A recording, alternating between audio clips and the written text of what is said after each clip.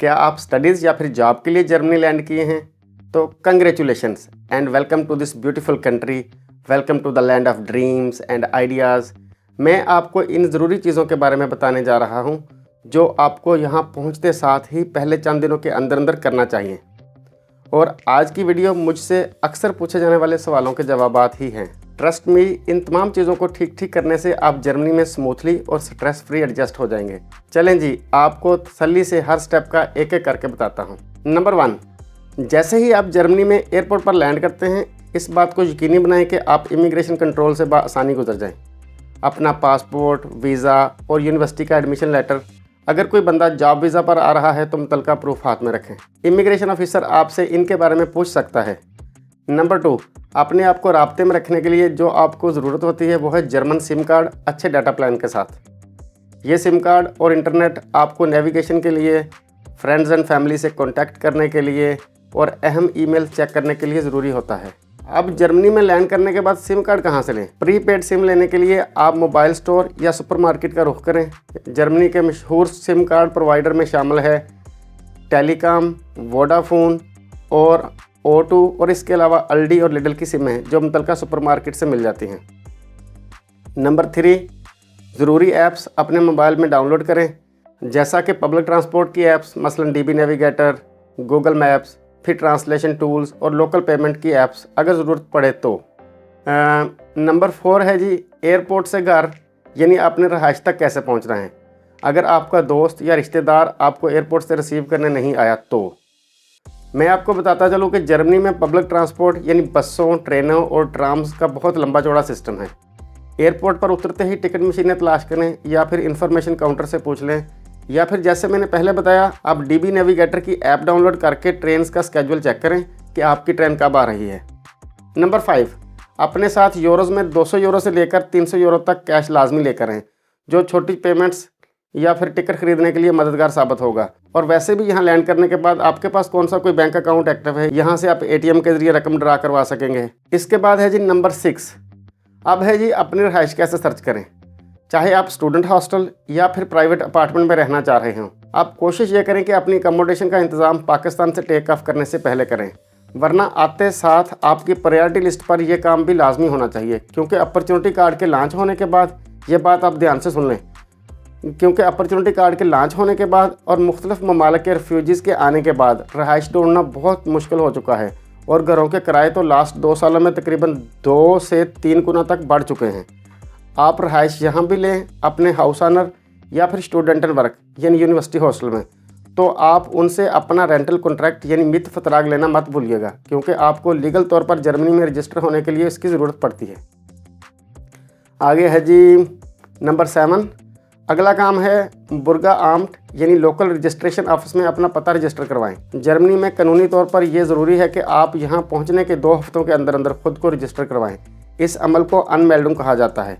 इस प्रोसेस के लिए आप as soon as possible appointment लें, क्योंकि आपके अगले सारे काम इसी रजिस्ट्रेशन से लिंक्ड हैं। आपको अपना मित फतराग यानी रेंटल कॉन्ट्रैक्ट, जिसकी मैंने थोड़ी देर पहले बात की थी, को साथ लेकर जाना है। इसके अलावा अपना पासपोर्ट और रजिस्ट्रेशन फॉर्म पुर करके रात हाउस यानी मकामी रजिस्ट्रेशन ऑफिस का रुख करना होगा। अगला काम है जी नंबर 8, जर्मनी में अपना बैंक अकाउंट खुलवाना। चूँकि आप जर्मनी आने से पहले फिनटिबा या एक्सपैट्रियो के थ्रू अपने ब्लॉक अकाउंट्स ओपन करवा के उनमें पर मंथ एक्सपेंस के हिसाब से 1 साल का खर्चा ब्लॉक करवा के आए थे। यहाँ पहुँचते ही आपको हर महीने एक ख़ास अमाउंट ड्रा करने की जो लिमिट दी जाती है, वो रकम ड्रा करवा के आप अपने नॉर्मल बैंक अकाउंट में डिपॉजिट करते जाओगे और वहाँ से अपने एक्सपेंसेस फॉर एग्जांपल किराया, इंश्योरेंस और दीगर यूटिलिटीज़ के लिए डिडक्शंस करवाएंगे। और अगर आप कोई पार्ट टाइम जॉब करते हैं तो आपकी सैलरी भी इसी अकाउंट में ही आएगी। स्टूडेंट्स के लिए जो पॉपुलर बैंक्स हैं उनको मैं बताता जाऊँ, वो है डॉइचे बैंक, N26, जो कि ऑनलाइन रजिस्ट्रेशन की भी ऑप्शंस रखते हैं। और इसके अलावा है जी Commerzbank, Sparkasse bank. Bank account opening के लिए आप अपना पासपोर्ट, वीज़ा और रजिस्ट्रेशन यानी अनमेल्डिंग का प्रूफ जो रात हाउस से आपको मेल्डे बिस्टेटिकों की फॉर्म में मिला था, साथ लेकर जाएंगे। उसके बाद है जी नंबर 9, अगला स्टेप है हेल्थ इंश्योरेंस यानी क्रंकनफिजिशियरों। जर्मनी में हेल्थ इंश्योरेंस लाजमी है, लिहाजा इस बात को यकीनी बनाएं कि आपकी हेल्थ इंश्योरेंस कवर्ड हो।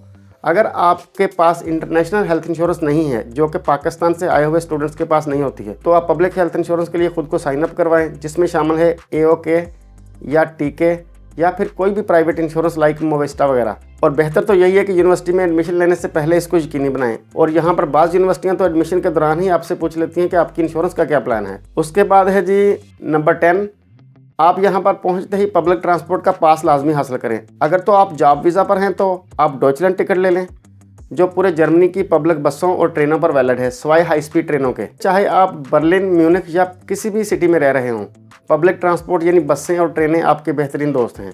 और अगर आप स्टूडेंट वीज़ा पर आए हैं तो आपको सेमेस्टर टिकट मिल जाता है, जो उसी स्टेट के लिए वैलिड होता है जिसमें आपकी यूनिवर्सिटी होती है। और अगर आप भी स्टूडेंट स्टेटस पर रहते हुए एडिशनली साथ डॉयचलैंड टिकट लेना चाहते हैं तो याद रखें, ज़्यादातर शहरों में मंथली या सेमेस्टर टिकट्स की बुनियाद पर स्टूडेंट्स को डिस्काउंट मिल जाता है।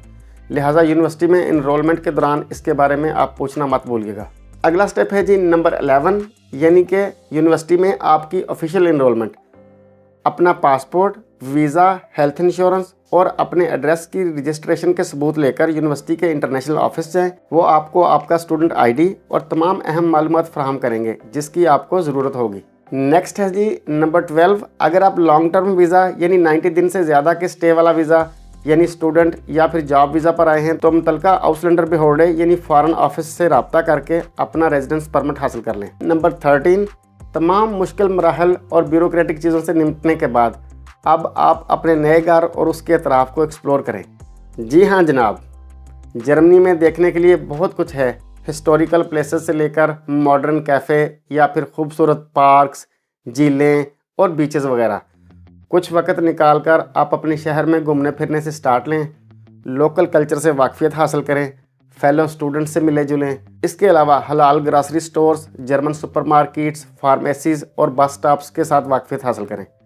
और आखिर में वीडियो ख़त्म करने से पहले मैं आपको कुछ टिप्स देता जाऊं कि आप जिस काम के लिए जर्मनी आए हैं इस पर फोकस रखने के लिए अपनी यूनिवर्सिटी के स्टूडेंट पोर्टल को बाकायदगी से चेक करना ना भूलें, जिस पर ओरिएंटेशन प्रोग्राम्स, लैंग्वेज कोर्सेज या फिर फेलो स्टूडेंट्स और बडी से मुलाकातों के बारे में अपडेट्स आती रहती हैं। हाँ, अगर आपको फिर भी मदद की ज़रूरत पड़े तो आप डरे मत, बिला झिझक पूछें। जर्मन्स आमतौर पर बहुत फ्रेंडली और मदद करने के लिए तैयार रहते हैं। ये बात भी आप जहन में बिठा लें कि जर्मन कौम वक़्त की पाबंदी में बहुत स्ट्रिक्ट हैं, ख़ास तौर पर अपॉइंटमेंट्स के मामले में।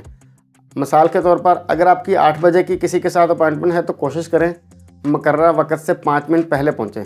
फिर आप जब जर्मनी आएंगे तो आप देखेंगे कि जर्मनी साफ़ सुथरा बहुत है। जर्मनी साफ़ सुथरा क्यों है? क्योंकि यहाँ रिसाइकलिंग यानी वेस्ट डिस्पोजल्स के सख्त रूल्स हैं। आपको अपना ट्रैश यानी गार्बेज इन कैटेगरीज में सॉर्ट करना होगा, जिसमें शामिल है पेपर, प्लास्टिक, ग्लास और ऑर्गेनिक वेस्ट यानी छिलके वगैरह। इसी बुनियाद पर हर जगह पर आपको अलग अलग कंटेनर्स नज़र आएंगे। मैं मुख्तसर बता दूं कि पीला कंटेनर प्लास्टिक के लिए, नीला कागज़ के लिए और हरा छिलकों वगैरह के लिए इस्तेमाल होता है। इन तमाम चीज़ों के अलावा जो मैं आपको पहले बता चुका हूँ, जो सबसे ज़्यादा अहम और ज़रूरी चीज़ है वो है जर्मनी में आने के बाद आपको इन एमरजेंसी नंबर्स का पता होना चाहिए। अगर आग लग गई है या कोई मेडिकल एमरजेंसी हो जाए तो आपको 112 डायल करना होगा, जो एम्बुलेंस और फायर ब्रिगेड को आपकी तरफ मूव करवाएगा। अगर कोई आपको नुकसान पहुँचाना चाह रहा है या अल्लाह न करे चोरी हो गई है तो आप पुलिस के लिए 110 डायल करेंगे। हाँ जी जनाब, एज अ फॉरनर जर्मनी में आकर आसानी से एडजस्ट होने के लिए ये मुकम्मल गाइड थी जो मैंने आपको भी बताई है। So I cross my fingers for your success and smooth transition after landing. Stay tuned, see you soon in a next video. अपना और अपने प्यारों का बहुत ख्याल रखिए। खुदा हाफिज़।